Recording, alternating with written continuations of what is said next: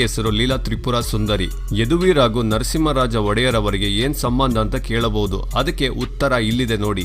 ಆನಂದ್ ಗೋಪಾಲ್ ರಾಜ್ ಮದುವೆ ಆಗಿರುವ ಲೀಲಾ ತ್ರಿಪುರ ಸುಂದರಿ ದೇವಿ ಬೇರೆ ಇನ್ಯಾರು ಅಲ್ಲ, ನರಸಿಂಹರಾಜ ಒಡೆಯರ್ ಅವರ ತಂಗಿನೇ. ಅಂದರೆ ಯದುವೀರ್ ಒಡೆಯರ್ ಅವರಿಗೆ ನರಸಿಂಹರಾಜ ಒಡೆಯರ್ ಸ್ವಂತ ಮಾವ ಆಗಬೇಕು. ಯಾವಾಗ ಶ್ರೀಕಂಠ ದತ್ತ ನರಸಿಂಹರಾಜ ಒಡೆಯರ್ ಅವರ ಆರೋಗ್ಯ ಚೇತರಿಸಿಕೊಳ್ಳಲಾಗಲಿಲ್ಲವೋ ಆಗ ಯದುವೀರ್ ಅವರನ್ನು ಭಾರತಕ್ಕೆ ಕರೆಸಿಕೊಂಡರಂತೆ ಪ್ರಮೋದ ದೇವಿ. ಯಾವಾಗ ಯದುವೀರ್ ಅವರು ಫಾರಿನ್ ನಲ್ಲಿ ಓದುತ್ತಿದ್ದರು ಆಗಲೇ ಇವರೇ ಮುಂದಿನ ರಾಜ ಎಂದು ನಿರ್ಧಾರ ಮಾಡಿದರಂತೆ ನರಸಿಂಹರಾಜ ಒಡೆಯರ್. ಈಗ ಯದುವೀರ್ ಅವರು ಸಾವಿರಾರು ಕೋಟಿ ಆಸ್ತಿ ಒಡೆಯ. ಮೈಸೂರು ರಾಜರ ಆಸ್ತಿ ಕೇಸ್ಗಳು ಸುಪ್ರೀಂ ಕೋರ್ಟ್ ನಲ್ಲಿ ಕೊನೆ ಹಂತದಲ್ಲಿದ್ದು, ಕೇಸ್ ಮುಗಿದ ನಂತರ ಯದುವೀರ್ ಅವರು ಭಾರತದ ಅತಿ ಶ್ರೀಮಂತ ವ್ಯಕ್ತಿಯಾಗಲಿದ್ದಾರೆ ಹಾಗೂ ವಿಶ್ವದ ಕಿರಿಯ ಅತಿ ಶ್ರೀಮಂತ ವ್ಯಕ್ತಿಯಾಗುವ ಎಲ್ಲಾ ಸಾಧ್ಯತೆ ಕಾಣಿಸುತ್ತಿದೆ.